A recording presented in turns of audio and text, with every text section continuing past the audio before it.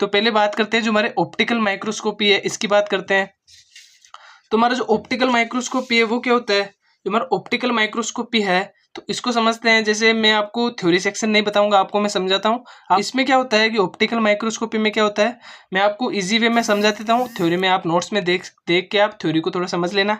Optical microscopy में क्या होता है, हम मेनली माइक्रोस्कोप का यूज करते हैं। जैसे आपने माइक्रोस्कोप लैब वगैरह में देखा होगा, तो हम माइक्रोस्कोप का यूज क्यों क्यों करते हैं, जो भी हमारे पार्टिकल्स होते हैं, जो भी हमारी किसी भी चीज़ का हमें डिटर्मिनेशन करना है जो बहुत ही ज़्यादा छोटे होते हैं, तो उन पार्टिकल्स का हमें डिटर्मिनेशन करने के लिए, साइज का पता करने के लिए, उनकी फिजिकल प्रॉपर्टीज़ का पता करने के लिए हम क्या करते हैं, हमारे माइक्रोस्कोप का यूज़ करते हैं। तो इसमें मेनली क्या करते हैं, जो हमारा माइक्रोस्कोप होता है उसके अंदर में क्या करते हैं, जो भी हमारे स्लाइड लेते हैं, स्लाइड के ऊपर जिस भी पार्टिकल की साइज को हमें डिटर्मिनेशन करना है, उस पार्टिकल की साइज, उस पार्टिकल को क्या करते हैं, स्लाइड के ऊपर लेते हैं, और जो हमारे माइक्रोस्कोप है उसमें हम देख के जो भी पार्टिकल है उसकी साइज का हम पता कर लेते हैं।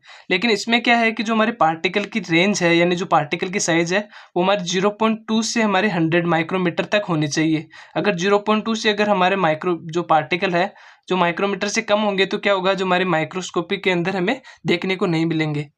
तो अब बात आ गई कि जो हमारे 0.2 माइक्रोमीटर से अगर हमारे छोटे पार्टिकल्स होंगे तो हम उसको कैसे उनकी साइज और शेप का पता करेंगे। तो इसके लिए हमारा जो अगला मेथड है, जो हमारा इलेक्ट्रॉन माइक्रोस्कोपी है, उसके थ्रू हम क्या करते हैं, जो भी हमारे पार्टिकल्स होते हैं उनका हम डिटर्मिनेशन करते हैं, उनकी साइज का पता करते हैं। तो ऑप्टिकल माइक्रोस्कोपी में कुछ नहीं है, माइक्रोस्कोप लेना है, स्लाइड लेना है, स्लाइड के ऊपर जिस पार्टिकल की हमें साइज पता करनी है उसको लेंगे, और क्या करेंगे, उसके हम जो भी साइज और शेप है उसका हमें पता कर लेंगे।